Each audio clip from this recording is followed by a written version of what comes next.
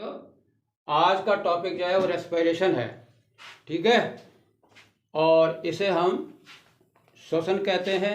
और आपको पता है दो तरह का होता है, ऑक्सीश्वसन और अनऑक्सीश्वसन। तो अभी हम उसकी बात नहीं कर रहे हैं। तो सबसे पहले हमें इसकी जो है रूपरेखा जो है देखनी है कि ये है क्या। तो ये एक बायोकेमिकल पाथवे है जिसका नज़ारा आप परिचय में देख रहे हैं। और ज़रा गौर फरमाएं इसके ऊपर जो है रेस्पिरेशन के साथ कितनी चीज़ें जुड़ी हुई है। मेनली ये कैसा है, कैटाबॉलिक पाथवे है। कैटाबॉलिक पाथवे का मतलब होता है जटिल से सरल को बनाना, जटिल पदार्थों को सरल पदार्थों में बदलने की प्रक्रिया। ये काम है आपका किसका, रेस्पिरेशन का है। दूसरा देखिए एनाबॉलिक।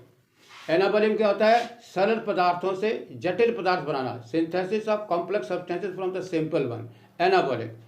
अब जब दोनों को आप मिलाते हो तो तब कहते हो एम्फीबॉलिक पाथवे।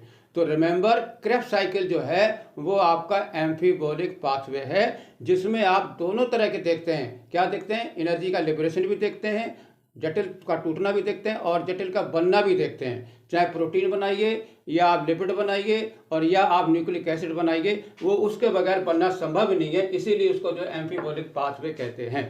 अब जरा देखिए रेस्पिरेशन आर जो है it is denoted by biological oxidation. आपको पता है कि ये हमारा लिविंग सेल जो होता है उसमें ये रेस्पिरेशन होता है। और उसमें भी आपके पास दो कंपार्टमेंट हैं, एक है साइटोप्लाज्म और एक है आपका माइटोकॉन्ड्रिया। ओके, और आपको पता है कि ग्लाइकोलिसिस जो होती है वो साइटोप्लाज्म होती है, वो इनकम्प्लीट बायोलॉजिकल ऑक्सीडेशन होता है। और जबकि अगर आपको पूर्ण रूप से आपको ग्लूकोज को तोड़ना है तो आपको साइटोप्लाज्म से कहाँ जाना होगा, माइटोकॉन्ड्रिया में। और आप जानते हैं अच्छी तरह जिसे आप पावर हाउस कहते हैं। तो हमने कैसे बड़ा शानदार ढंग से लिखा हुआ है कि अगर आपको दौड़ना है या पढ़ना है या कोई इमीडिएट इमरजेंसी करे तो आपके पास एक ही विकल्प है, वो क्या है, source of immediate ATP energy. और एटीपी एनर्जी को आप कहते हैं बायो एनर्जी।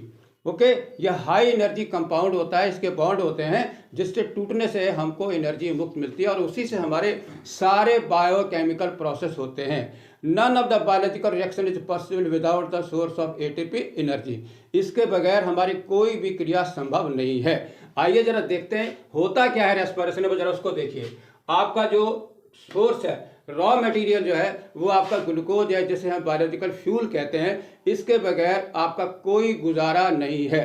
पूरे लिविंग वर्ल्ड में इसी बंदे को हेक्सोज को चुना गया तो ये ग्लूकोज की एंट्री होती है। तो यहाँ पर हम आपको तीन चीज़ें सिखा रहे हैं। एक है डंडा, यानी क्या है, ये देखिए ये आपका डंडा है जिसको हिंदी में लिख रहा हूँ, ये डंडा है। और ये आपका गोला है, ठीक है, और ये आपका लेटा हुआ डंडा है। तीन चीज़ें आपको याद रखनी है, ए और बी और सी।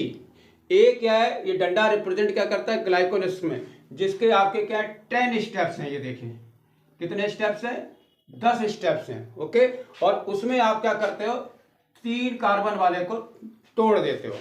अब ये 3 कार्बन वाला जो है, ये पायरुवेट जो होता है, यही आपका माइटोकॉन्ड्रिया में प्रवेश करता है और वहां पर पहुंच करके इसका डीकार्बोक्सिलेशन होता है और फिर ये क्रेब्स साइकिल की शुरुआत करता है। इसलिए ए जो है रिप्रेजेंट फॉर ग्लाइकोलिसिस और बी जो पार्ट है वो आपका क्रेब्स साइकिल का है। ओके, इसके बाद जो तीसरा वाला जो लेटा हुआ डंडा है वो रिप्रेजेंट करता है इलेक्ट्रॉन ट्रांसपोर्ट सिस्टम को।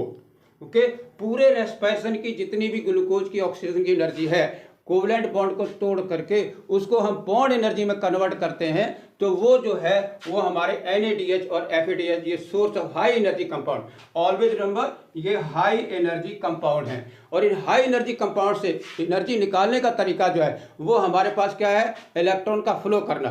Electron move from high energy redox potential to oxidizing potential toward the oxygen. इसीलिए अंत में मैंने आपको ऑक्सीजन दिखाई दे रही है और इसी में मेटाबॉलिक वाटर बनता है। और यहाँ पर आप देखते हैं कि इसका प्रोडक्ट जो क्या है ATP।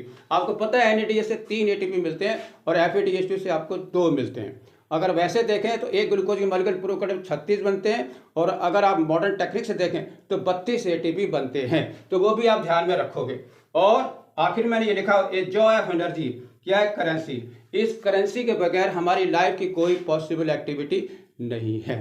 तो शॉर्ट में सुनिए, या मेनली आपका जो कार्बोहाइड्रेट को तोड़ करके ग्लूकोज से आप रेस्पिरेशन में जाइए, या आप दूसरा लिपिड जो कि एनर्जी का स्टोरेज है उसको तोड़ करके आप एस्टर को एंजाइम में जाइए, या मजबूरी में आखिरी स्टेज प्रोटीन की होती है। एनर्जी लिबरेशन में न्यूक्लिक एसिड का कोई रोल नहीं होता है। ओके, मैं समझता हूँ आपका इस तरह से बहुत ही शॉर्ट मैंने इंट्रोडक्शन दिया, परिचय दिया है कि व्हाट इज आपका रेस्पिरेशन। याद रखिएगा, गोला और डंडा और लेटा हुआ डंडा, ठीक है, इन तीनों के स्टेप होते हैं और सबके आपको एंजाइम याद रखने, और फिर आप देखिए कितना नज़ारा आता है। हरिओम बम बम। आज इतना ही। Thank you very much.